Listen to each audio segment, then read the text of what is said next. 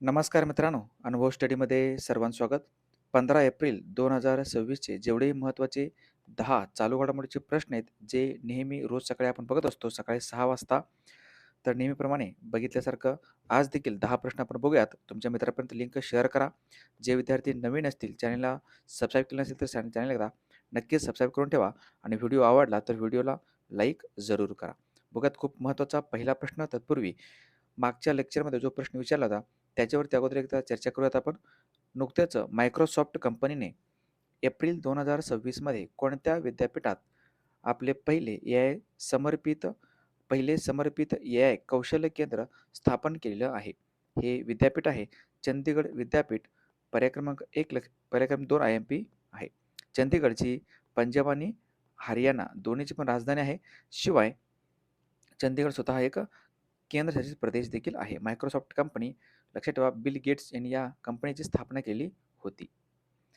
आणि तत्पूर्वी छोटीशी माहिती, ते म्हणजेच जानेवारी, फेब्रुवारी आणि मार्च या 3 महिन्यात जो ई-बुक आहे, ते ई-बुक तुम्हाला अगदी ₹20 मी तुम्हाला WhatsAppला पाठवून देत असतो. त्याची प्रिंट देखील तुम्ही काढून वाचू शकता. या क्यूआर कोडवरती पैसे पाठवा. जर PDF पाहिजे असतील तर मागील 3 महिन्यात संपूर्णतः तुमचं चालू घडामोडी वन लाईनच्या स्वरूपामध्ये कव्हर होईल. एक रिव्हिजन म्हणून तुम्ही पेपरला जायच्या अगोदर ही PDF वाचून घेऊ शकता. साधारणतः 130 पानाचं हे PDF तुम्हाला भेटून जाईल. या नंबरला WhatsAppला मेसेज करा. PDF ई-बुक म्हणून असं मेसेज करायचा आहे आणि त्याची स्क्रीनशॉट देखील ₹20 तुम्हाला पाठवून द्यायचं आहे. चला, खूप महत्त्वाचा पहिला प्रश्न जो तुमच्या समोर आहे. बिहारचे नवीन मुख्यमंत्री म्हणून 15 एप्रिल म्हणजे आज कोणी शपथ घेणार आहेत? बिहारचे नवीन मुख्यमंत्री पूर्वी कोण होते? नितीश कुमार हे पूर्वी बिहारचे मुख्यमंत्री होते.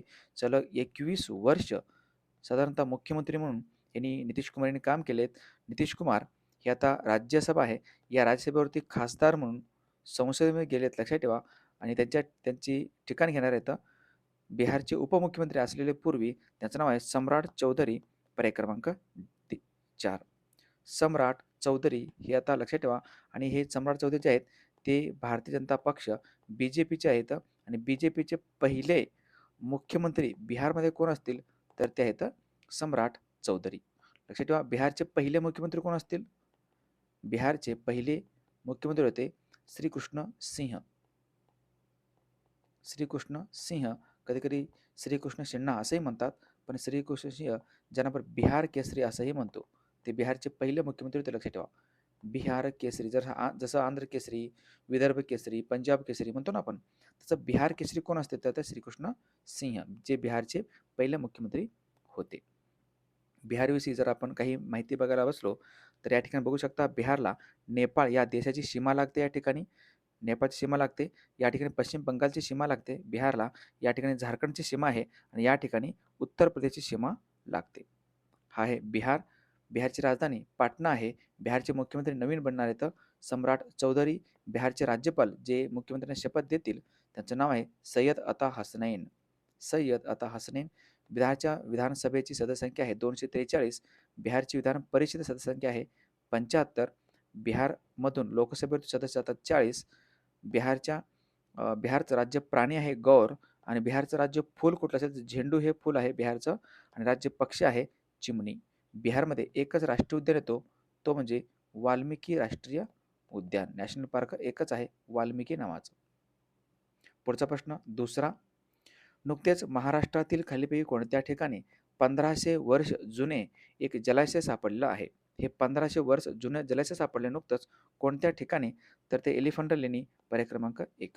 एलिफंटा, ज्याला आपण घारापुरी बेट म्हणतो आपण, घारापुरी लेण्या म्हणतात तर काय हरकत नाही, ते एरियामध्ये त्या बेटावरती सापडलं आहे. एलिफंटा बेट जे आहे किंवा घारापुरी लेणी आहे, हे एक जागतिक वारसा स्थळ आहे, ज्याला 1987 मध्ये वर्ल्ड हेरिटेज साईट जागतिक वारसा स्थळ म्हणून देखील त्याचं स्थान देण्यात आलेलं होतं. ह्याला पायऱ्यांची जी काही विहीर आहे, पायऱ्यापर्यंतचे काही जलाशय, हे जलाशय नुकतंच नुकतंच सापडलेलं आहे, लक्षात ठेवा.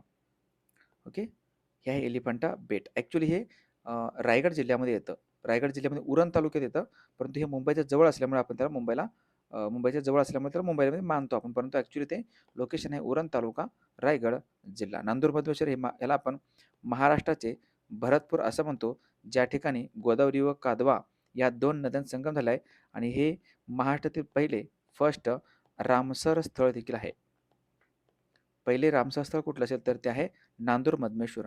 ओके, लक्षात ठेवा. आणि उल्कापातामुळे निर्माण झालेला जो सरोवर आहे तो लोणार सरोवर जो बुलढाणा जिल्ह्यामध्ये येतो. पुढचा तिसरा प्रश्न.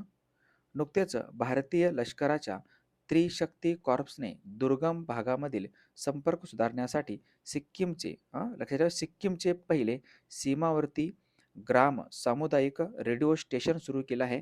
त्या रेडिओ स्टेशनचे नाव काय आहे? असा क्वेश्चन आहे, लक्षात ठेवा. 88.4, ओके, जो एफ एम रेडिओ म्हणतो आपण, 88.4 एफ एम रेडिओ बँड म्हणतो आपण त्याला. तर हे सुरू झाले, त्याचं नाव ठेवण्यात आले त्यांनी सिक्कीम सुंदरी. पर्याय क्रमांक 2, सिक्कीम सुंदरी लक्षात ठेवू शकता. उंच पर्वतीय सीमावर्ती भागामध्ये दळणवळण आणि माहितीची उपलब्धता वाढवणे हा याचा मेन उद्देश आहे. भारतीय लष्कर आणि इंडियन आर्मीने सुरू केलेलं आहे. आणि भारतीय लष्कराचे प्रमुख आहेत उपेंद्र द्विवेदी. सध्या भारताचे भूदल प्रमुख आहेत उपेंद्र द्विवेदी. आणि 15 जानेवारीला असतो दरवर्षी भूदल दिवस, राष्ट्रीय भूदल दिन. सिक्कीम राज्य, लक्षात ठेवा, हे एफ एम रेडिओ नवीन सुरू करण्यात आलेलं आहे. मग सिक्कीमविषयी 2-3 पॉईंट आपण बघूयात. या ठिकाणी सिक्कीम आहे. सिक्कीमला या ठिकाणातून चीन या देशाची सीमा लागते. या ठिकाणी नेपाळची सीमा लागते. लक्षात ठेवा, चीन खूप खूप आणि या सिक्कीमला या ठिकाणी भूतान या देशाची सीमा लागते. म्हणजे 3 देशांची सीमा सिक्कीम लागली आहे. या ठिकाणी मात्र आपला एकच राज्याची सीमा लागते, तो म्हणजे पश्चिम बंगाल. सिक्कीमला भारतामधील फक्त एकाच राज्याची सीमा लागते, पश्चिम बंगाल. लक्षात ठेवा. सिक्कीमची राजधानी गंगटोक आहे. मुख्यमंत्री आहेत प्रेमसिंग तमांग. सिक्कीमचे राज्यपाल आहेत ओमप्रकाश माथुर. सिक्कीमच्या विधानसभेची सदस्य संख्या आहे 32. लोकसभेमध्ये सिक्कीममधून जातात एक सदस्य, फक्त एक. राज्य पक्षी आहे सिक्कीमचं रक्त तितर. राज्य प्राणी आहे रेड पांडा, हा रेड पांडा. आणि राज्य मासा आहे कॉपर महासीर. कॉपर महासीर हा कोणत्या राज्याचा राज्य मासा असेल तर तो आहे सिक्कीम. लक्षात ठेवा. आणि एक खेळाडू आहे तर खूप प्रसिद्ध, बायचुंग भुतिया, जे सिक्कीमचे आहेत. सिक्कीम व नेपाळच्या इथं या बाँड्रीवरती ना, सिक्कीम आणि नेपाळच्या बाँड्री त्या ठिकाणी एक पर्वत शिखर आहे, ज्याला म्हणतो आपण कांचनगंगा. कांचनगंगा एक राष्ट्रीय उद्यान देखील आहे, सिक्कीम राज्यामध्ये येतो. पुढचा प्रश्न, चौथा प्रश्न. नुकतेच अमेरिकेतील पहिल्या पूर्णाकृती स्वामी विवेकानंदांच्या पुतळ्याचे अनावरण कोठे करण्यात आलेलं आहे? ओके, हे तर स्वामी विवेकानंद यांच्या पुतळ्याचं अनावरण करण्यात आलं नुकतंच अमेरिकेमधील सिएटल या ठिकाणी. पर्याय क्रमांक 4. Very I M P point म्हटलं तर हरकत नाही, डायरेक्ट तुम्हाला क्वेश्चन विचारू शकतात. आणि हे जास्त चर्चेमध्ये नसल्यामुळं हे आपल्याला येऊ शकत नाही त्यावेळेस. ठीक आहे, लक्षात ठेवा. सिएटल कुठे येतं? अमेरिकेमध्ये येतं. शिकागो धर्म परिषद जे पार पडलं होतं 1893 मध्ये. लक्षात ठेवा, धर्म परिषद, ज्या धर्म परिषदेमध्ये हिंदू धर्माचं प्रतिनिधित्व करण्यासाठी स्वामी विवेकानंद गेलेले होते. त्यांचं ॲक्च्युली पूर्ण नाव आहे नरेंद्र विश्वनाथ दत्त. नरेंद्रनाथ दत्त किंवा नरेंद्र विश्वनाथ दत्त. लक्षात ठेवा, त्यांना स्वामी विवेकानंद हे नाव दिलेलं आहे खेत्रीच्या महाराजांनी. ओके, खेत्रीच्या राजाने त्यांना हे नाव दिलेलं होतं. 12 जानेवारी जो दिवस असतो, 12 जून हा दिवस आपण राष्ट्रीय युवक दिन म्हणून आपण साजरा करत असतो. लक्षात ठेवा, राष्ट्रीय युवक दिवस.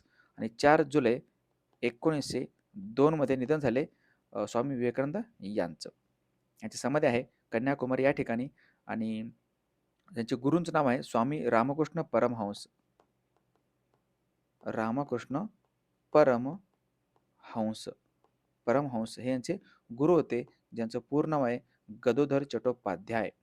रामकृष्ण मठाची, रामकृष्ण मिशनची पण स्थापना स्वामी विवेकानंदांनी केलेलं होतं, सर्वांना माहिती आहे. या ठिकाणी सगळी माहिती वाचून घेऊ शकता.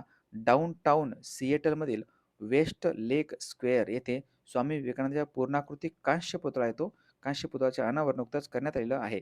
अमेरिकेतील एखाद्या शहर सरकारने सार्वजनिक ठिकाणी त्यांचा पुतळा उभारण्याची ही पहिलीच वेळ आहे. त्यांच्या 1893च्या भेटीच्या स्मरणार्थ भारताने भेट दिलेला हा पुतळा भारतीय तत्वज्ञान आणि संस्कृती संबंधाचे प्रतीक आहे. लक्षात ठेवू शकता कोणत्या ठिकाणी तर सिएटलमधील एक लेक आहे, एक सरोवर आहे वेस्ट लेक स्क्वेअर या ठिकाणी. वेस्ट लेक स्क्वेअर लक्षात ठेवा. आणि आज शेवटचं तारीख आहे आपल्या सूटमध्ये 50% डिस्काउंटमध्ये. आपण काय केलं होतं, डॉक्टर बाबासाहेब आंबेडकर यांच्या जयंतीच्या निमित्ताने 3 दिवस म्हणजेच 13, 14 आणि 15 दिवस आपण सर्व कोर्सेस असतील किंवा सर्व आपले पुस्तक असतील, त्या पुस्तक आणि कोर्सेसवरती 50% आपण भरघोस सूट ठेवली होती आणि तुम्हाला कोर्स घेण्यासाठी हा जो काही ॲप आहे, या ॲपवरती तुम्हाला जॉइन व्हायचं आहे किंवा पुस्तक घेण्यासाठी तुम्हाला ह्या नंबरला WhatsAppला मेसेज करायचा आहे. अगदी नाममात्रमध्येच राजगुरूचा जो संपूर्ण जी-केचा ठोकळा आहे आपला, त्याची मूळ किंमत ₹790 आहे. तो पुस्तक तुम्हाला ह्या ऑफरच्या माध्यमातून ₹399 ला मिळते फक्त. बाकी नाद वर्धेचा नावाचं पुस्तक आहे, जो ₹230 ला आहे. स्वप्नपूर्ती पुस्तक आहे. सगळे पुस्तक तुम्ही घेऊ शकता. माहितीसाठी ह्या नंबरला WhatsAppला मेसेज करू शकता किंवा बॅच घेण्यासाठी हा जो काही ॲप्लिकेशन आहे तो तुम्ही इन्स्टॉल करू शकता. लक्षात ठेवा, आज तुमच्या रात्री 12 वाजेपर्यंत शेवटचा वेळ राहील. चला पुढचा प्रश्न, 5वा प्रश्न. नुकतेच भारत आणि उझबेकिस्तान यांच्यातील संयुक्त लष्करी जो सराव आहे, हा संयुक्त लष्करी सराव ज्याला डस्ट लीग 2026 म्हणतो आपण. डस्ट लीग 2026च्या 7व्या आवृत्तीचे आयोजन कोठे करण्यात आलेलं आहे? हे 7वी आवृत्ती आहे. याचं आयोजन करण्यात आलं होतं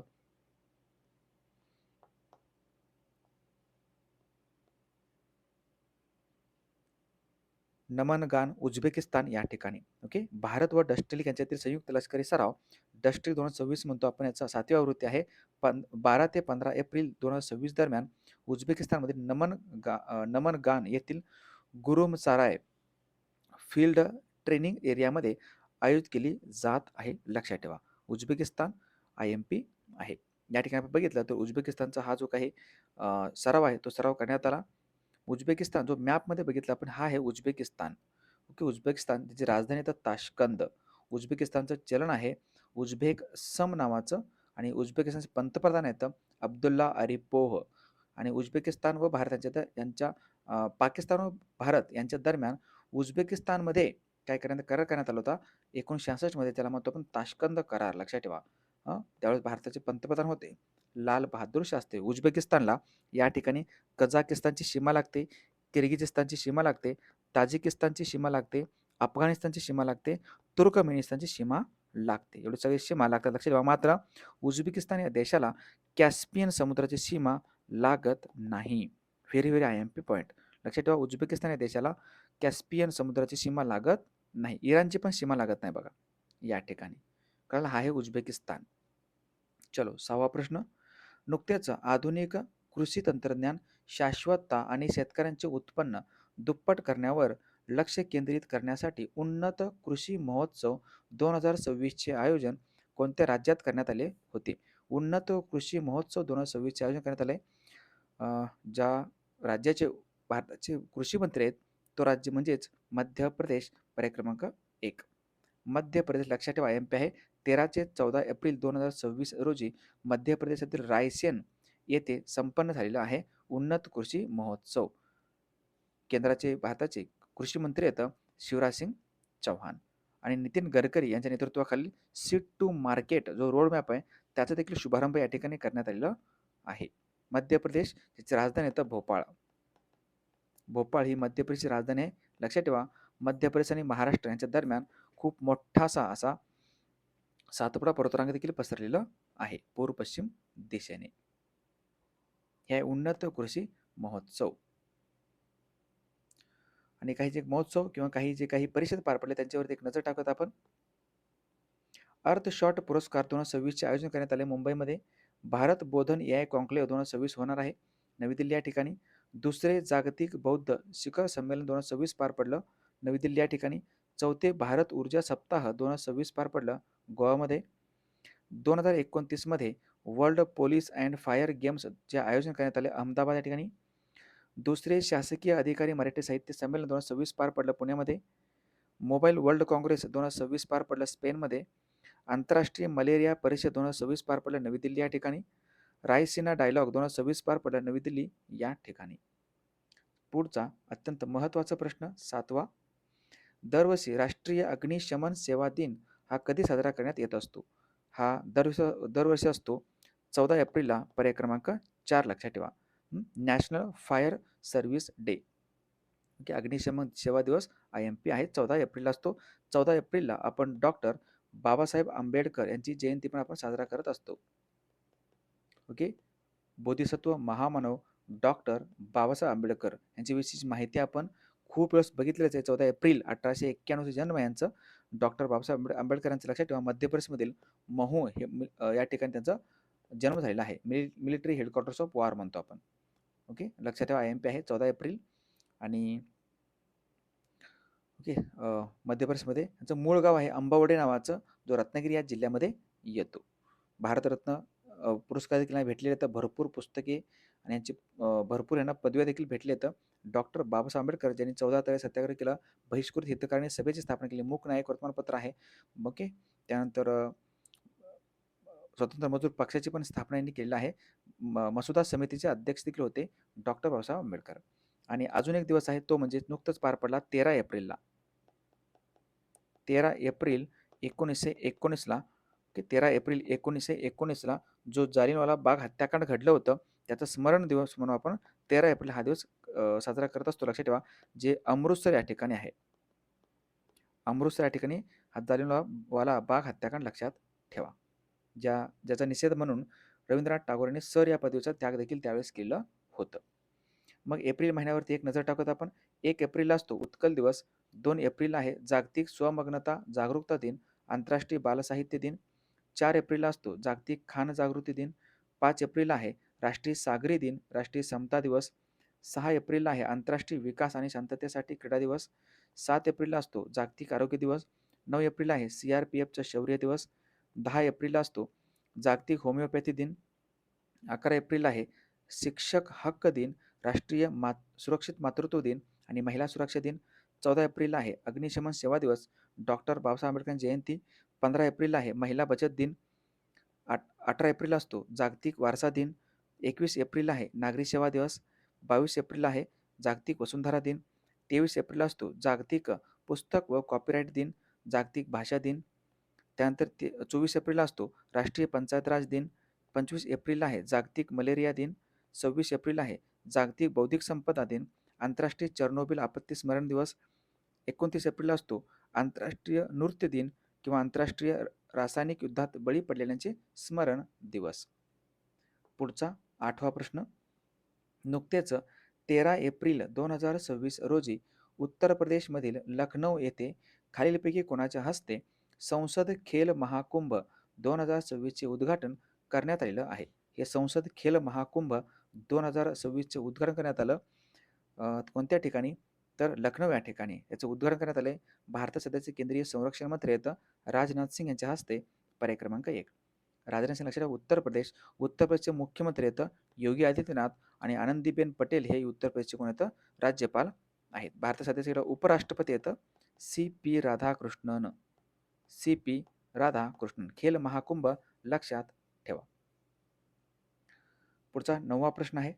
नुकत्याच 42 माओवाद्यांनी आत्मसमर्पण केल्यानंतर खालीलपैकी कोणता राज्य हा नक्षलवाद्यांपासून पूर्णपणे मुक्त बनलेला आहे? पहिला राज्य कोणता होता नक्षलमुक्त? पहिला राज्य होता मध्य प्रदेश.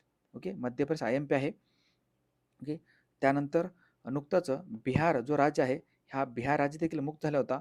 मात्र आता मुक्त झालंय तेलंगणा राज्य. पर्याय क्रमांक 4 तेलंगणा. लक्षात ठेवा 42 माओवाद्यांनी आत्मसमर्पण केलेलं आहे. तेलंगणा. तेलंगणाचे मुख्यमंत्री कोण असतील? रेवंत रेड्डी. तेलंगणाचे मुख्यमंत्री रेवंत रेड्डी आणि तेलंगणाचे नवीन राज्यपाल बनले तर शिवप्रताप शुक्ला. शिवप्रताप शुक्ला, जे की पूर्वी हिमाचल प्रदेशचे राज्यपाल होते. राजधानी मात्र तेलंगणाची हैदराबाद आहे. हैदराबाद आहे. लक्षात ठेवा तेलंगणाचं. बाकी महाराष्ट्र आणि तेलंगणा यांच्या दरम्यान 4 जिल्ह्यांची सीमा लागली आहेत महाराष्ट्रातील, आणि तेलंगणाच्या 7 जिल्ह्यांची सीमा आपल्याला लागलेला आहे महाराष्ट्राला. 4 जिल्हे कोणते कोणते असतील? गडचिरोली आहे, त्यानंतर चंद्रपूर आहे, त्यानंतर यवतमाळ आहे, त्यानंतर नांदेड आहे. ओके, लक्षात हा आहे नक्षलवादापासून फ्री बनलेला राज्य तेलंगणा. तेलंगणामध्ये नक्षलवादांना खात्मा करण्यासाठी एक सैन्य होतं, तो म्हणजे ग्रे हाऊंड्स. ग्रे हाऊंड्स. लक्षात ठेवा, खूप वेळेस आलेलं आहे पेपरला. ग्रे हाऊंड्स तेलंगणामधीलच आहे. आणि 31 मार्च 2026चं डेट होतं भारतामधून नक्षल फ्री, संपूर्ण भारत हा नक्षल फ्री होण्याचं टार्गेट, आपलं लक्ष होतं. लक्षात ठेवा, आहे टार्गेट म्हणतो आपण. चलो, अंतिम प्रश्न 10वा. नुकतेच खालीलपैकी कोणत्या राज्यात विशू हा सण जो नवीन वर्ष आहे तो साजरा करण्यात आलेला आहे. विशू हा नवीन वर्ष साजरा करण्यात येत असतो कोणत्या राज्यामध्ये? तर तो आहे केरळम, पर्याय क्रमांक 3. पूर्वी याचं नाव होतं केरळ. आता केरळचं नाव चेंज करून केरळम असं करण्यात आलं आहे. ज्या राज्याची राजधानी येतं तिरुवनंतपुरम. तिरुवनंतपुरम ही केरळची राजधानी आहे, लक्षात ठेवा. तामिळ राज्यामध्ये पुथांडू नावाचं एक नवीन वर्ष साजरा केला जात असतो. पुथांडू कुठं आहे? तर तामिळनाडू राज्यामध्ये आहे. विशू. केरळचे मुख्यमंत्री येतं पिनरई विजयन. पिनरई विजयन लक्षात ठेवा. आणि भारतामध्ये जे काही नवीन वर्ष आहेत ना, त्यांच्यावरती एक नजर टाकूयात आपण. सगळेच सगळे हे वाचू नका. ज्यांना मी अंडरलाईन करून देतो तेच महत्त्वाचे आहेत. नवीन वर्ष ते लक्षात ठेवा. गुजरात राज्यामध्ये नूतन वर्ष असं म्हटलं जातं. नूतन वर्ष. महाराष्ट्रामध्ये गुढीपाडवा म्हणतो आपण त्याला. तेलंगणामध्ये उगादी असं म्हणतात. ओके. तेलंगणा, कर्नाटकमध्ये उगादी म्हणतात. आंध्र प्रदेशमध्ये पण उगादी म्हणतात त्याला. महाराष्ट्रामध्ये गुढीपाडवा लक्षात ठेवा. तामिळनाडूमध्ये असतो पुथांडू. पुथांडू. केरळमध्ये आहे बघा विशू. विशू आहे लक्षात ठेवा. आणि बिशू पर्व. ओके. बिशू पर्व असंही काही ठिकाणी साजरा केला जातो केरळमध्येच.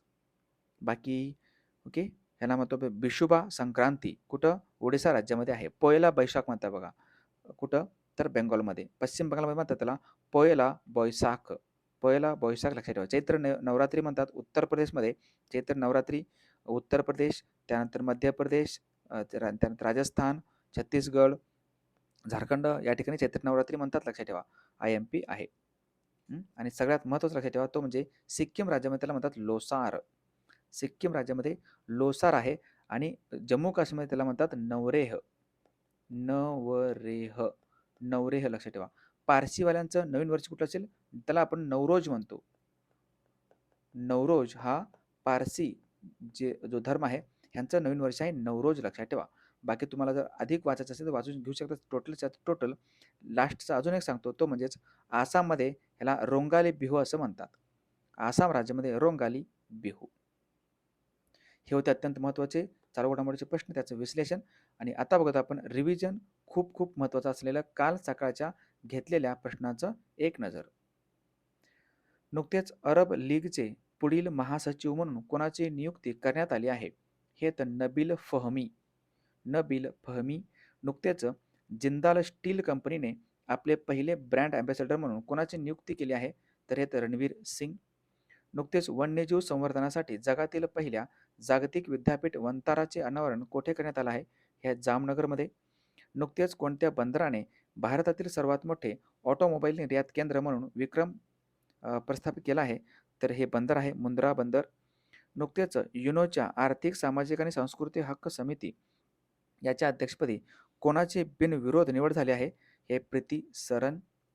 नुकतेच 9वा हिंदी महासागर संमेलन 2026चे आयोजन कोणत्या देशात करण्यात आले होते? हे आहे मॉरिशस. नुकतेच सियाचीन दिन हा कधी साजरा करण्यात आला? 13 एप्रिलला. रग्बी प्रीमियर लीगची म्हणजेच RPLची दुसरी आवृत्ती 16 ते 28 जून 2026 दरम्यान कोठे आयोजित करण्यात आला आहे? हे हैदराबाद. नुकतेच NCERTने नवीन शैक्षणिक धोरण म्हणजेच न्यू एज्युकेशन पॉलिसी 2020 आणि NCPSC 2023च्या मार्गदर्शक तत्वानुसार 2026-27 या शैक्षणिक सत्रासाठी इयत्ता 9वीच्या नवीन हिंदी पाठ्यपुस्तक सादर केलं. त्याचं नाव काय असेल? तर ते आहे गंगा. आणि इंग्लिश पाठ्यपुस्तकाचं नाव आहे कावेरी. नुकतेच इराकचे नवीन राष्ट्राध्यक्ष बनलेत. त्याचं नाव आहे निझार अमेदी. निझार अमेदी. हे होते अत्यंत महत्त्वाचे प्रश्न. या प्रश्नाचं उत्तर सर्वांनी कमेंट बॉक्समध्ये द्यायचं आहे. प्रश्न असा आहे, दिनांक 11 ते 12 एप्रिल 2026 रोजी कोणत्या ठिकाणी शासकीय व प्रशासकीय महिला अधिकाऱ्यांचं पहिलं मराठी साहित्य संमेलन पार पडणार आहे? ॲक्च्युली हे झालं पण. कोणत्या ठिकाणी कमेंट बॉक्समध्ये सांगायचं आहे. आणि हे आहे आपलं ॲप्लिकेशन तुम्हाला इन्स्टॉल करण्यासाठी ह्या स्क्रीनवर दिलेल्या जो काही QR कोड आहे त्याच्यावर तुम्ही नक्कीच स्कॅन करू शकता आणि तुमची जी काही तयारी आहे ती खूप छान पद्धतीनं करू शकता. हे आपलं अनुभूष्टीचं ॲप आहे. हा लोगो आहे. बघून घ्या. या ठिकाणी तुम्हाला 50% कोर्सेस 50% सूटमध्ये कोर्सेस भेटणार आहे आणि आज तुमचं शेवटचा दिवस राहणार आहे. हे आपलं टेलिग्राम चॅनल आहे. टेलिग्राम चॅनल पण नक्कीच जॉइन करू शकता. मी त्या ठिकाणी PDF वगैरे तुम्हाला देत असतो. आपलं Instagramची आयडी आहे. याला देखील तुम्ही नक्कीच फॉलो करू शकता या स्कॅनरवरती स्कॅन करून. ओके. हे शेवटची माहिती ते म्हणजेच सर्व कोर्सेस आणि सर्व पुस्तकावरती तुम्हाला डॉक्टर बाबासाहेब आंबेडकर यांच्या जयंतीच्या निमित्ताने 50% सूट आपण ठेवलेला आहे. नक्कीच याचा फायदा तुम्ही आज घ्या. 13, 14, 15 लास्ट दिवस तुम्हाला भेटून जाईल. अनुभव स्टडीचं हे आपलं ॲप्लिकेशन आहे. नक्कीच इन्स्टॉल करा. Googleच्या प्ले स्टोअरवरती जाऊन तुम्ही हे घेऊ शकता आणि जे पुस्तक आहेत, पुस्तकावरती पण तुम्ही 50% सूट घेऊ शकता या WhatsApp नंबरला मेसेज करून. राजगुरू पुस्तक आहे, स्वप्नपूर्ती पुस्तक आहे आणि नादवर्दीचा पुस्तक आहे. संपूर्ण जो जी-केचा ठोकळा एक पुस्तक तुम्ही वाचलं तर तुम्हाला आणखीन काहीही जी-केला वाचायची आवश्यकता भासणारच नाही. तुम्ही कोणतीही स्पर्धा परीक्षा द्या, सरळ सेवा कोणतीही द्या तुम्ही, तलाठी, ग्रामसेवक, पोलीस भरती सर्वच्या सर्व एकाच पुस्तकामध्ये कव्हर होतो. तो म्हणजे आपला राजगुरूचा वन लाइनरचा ठोकळा, जो 22,500 प्लस वन लाइनर याच्यामध्ये आहेत. अगदी विषयानुसार आहेत. मूळ किंमत ह्या पुस्तकाची 790 आहे. तुम्हाला हे पुस्तक आज शेवट ऑफर आहे. तुम्हाला भेटेल ₹399 मध्ये 50% डिस्काउंटमध्ये. नक्कीच तुम्ही WhatsAppला मेसेज करा. इथं शेवटपर्यंत बघितल्याबद्दल धन्यवाद. टोटल तुम्हाला व्हिडिओ शेवटपर्यंत बघायचा आहे, कारण शेवटपर्यंत मी काही सांगेन, काही सांगता येत नाही. त्यामुळे नक्कीच तुम्हाला टोटल मनापासून बघायचं आहे. नोट्स काढायचे आहेत. कंटिन्यू नोट्स काढलेल्याचं रिव्हिजन तुम्हाला काय करायचं आहे. चला इथं थांबूयात आपण. जाता नवीन असेल तर सबस्क्राईब करा. चॅनलला व्हिडिओ आवडला असेल लाईक करा. रोज सकाळी न बघता ओके, न चुकता मला बघायचं आहे आणि नक्कीच तुम्ही तुमच्या मित्रापर्यंत व्हिडिओला शेअर जरूर करा. तुमच्या ग्रुपवरती तुम्ही शेअर नक्की करा. चला थांबूयात आपण. भेटूयात नेक्स्ट उद्या सकाळी 6 वाजताच्या लेक्चरमध्ये. तोपर्यंत पाहत राहा अनुभव स्टडी. थँक जय हिंद.